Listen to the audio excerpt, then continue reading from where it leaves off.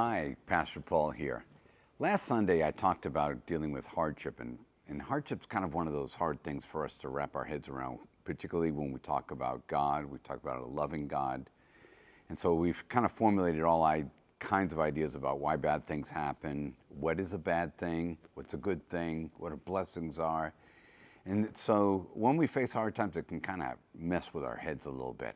So what I found is that I have to go back to what is it that God's trying to accomplish? Kind of like what is get this apex of clarity, this one idea that I have to get in my head that God's trying to accomplish in me.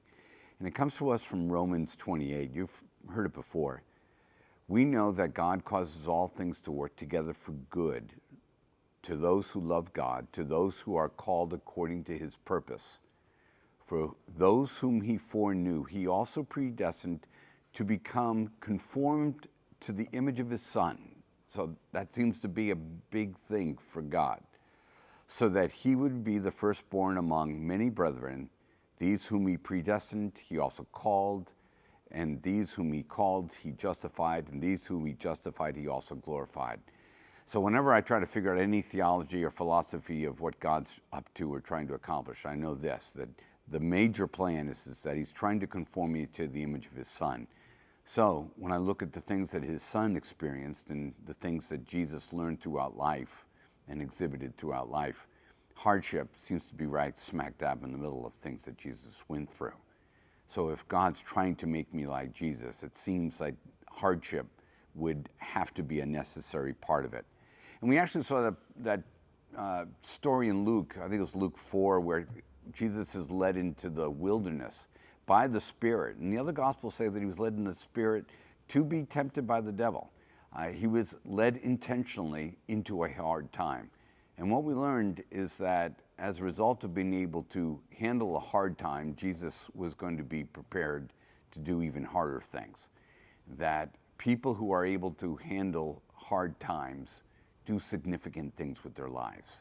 They are able to encounter meaningful things with their lives because of the hard times that they've gone through. It reminded me of what the Apostle Paul said, and it seems so weird and definitely counterculture for me personally because I like easy street. Paul said, "We also exult in our sufferings, knowing that suffering brings about perseverance, and perseverance proven character, and proven character hope, and hope does not disappoint," in Romans 5. And so it seems that hard times are a necessary component to developing character.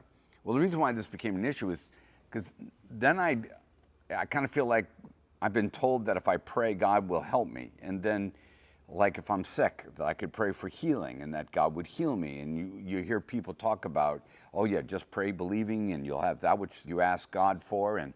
But there are so many times that it seems like that doesn't work out like the way that we'd want to, that he doesn't necessarily fix the things that are wrong with me or deliver me from a particular situation.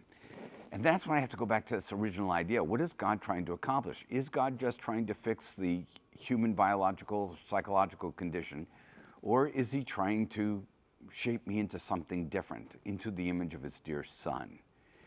So there are those moments where you can have an intersection of what God, almost like a clashing of the minds, that God wants to do good things for us, like give us healing and help us in situations and cause all things to work together for good. But we need to remember that it's also under this idea of conforming us to the image of his Son. And so there may be a moment in your life where you've prayed for healing, God to deliver you, to help you, and it didn't come. I guess God doesn't love me. But I think it's because we forget that the big picture is that God's trying to make us people who can handle hard times and that we can experience meaningful moments in our lives and that we can be people of impact. And sometimes it is possible that God would say, yes, I can heal you and I have a desire to heal you, but if I do, it will ruin forming Christ in you. And I'm committed to that. That's the big picture. I see in 2 Corinthians 12, Paul goes through this exact same thing. He says, because of the surpassing greatness of revelations, for this reason, to keep me from exalting myself. to keep me thinking like Christ instead of thinking I'm something better than that, there was given to me a thorn in the flesh, a messenger of Satan, to torment me, to keep me from exalting myself. Concerning this, I implored the Lord 3 times that it might leave me. So again, it sounds like God's actually leading Paul into this hardship. It's being done out of love. It's being done to maintain the kind of the manifesto, that apex clarity idea, that this one thing, that we are to be conformed to the image of his dear son. And that we now have a tension between Paul's comfort. If I allow him to remain in comfort and self-exaltation, I ruin him on this other side in what he thinks about himself and what he thinks about others. So he said, concerning that, I implored the Lord 3 times to leave me, that this influence would leave him. And the Lord said to me, my grace is sufficient for you, for power is perfected in weakness. Most gladly, therefore, I will rather boast about my weaknesses, so that the power of Christ may dwell in me. See, Paul goes back to what is the one idea. We in weakness we lose clarity.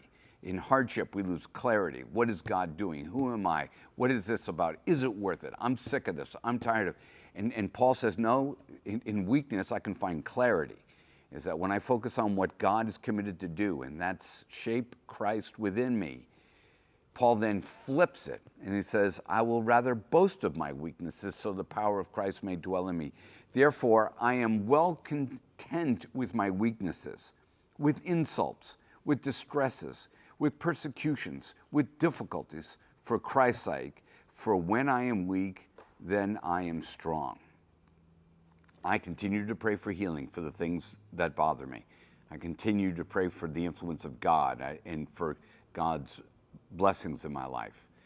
But I need to remember there is something greater than whether or not my back gets fixed, or I get a pay raise, or if I'm able to take a trip when I have it scheduled and no airplane flight delays. That there is something greater than all of that. And that is Christ being shaped in me. And if that is the highest and noblest thing, then hardship must be encountered in order to experience it, because it is the most meaningful thing in life. Just a different way to think about hardship. Maybe we don't have to be as depressed about it as we normally get. Thanks. Have a great day.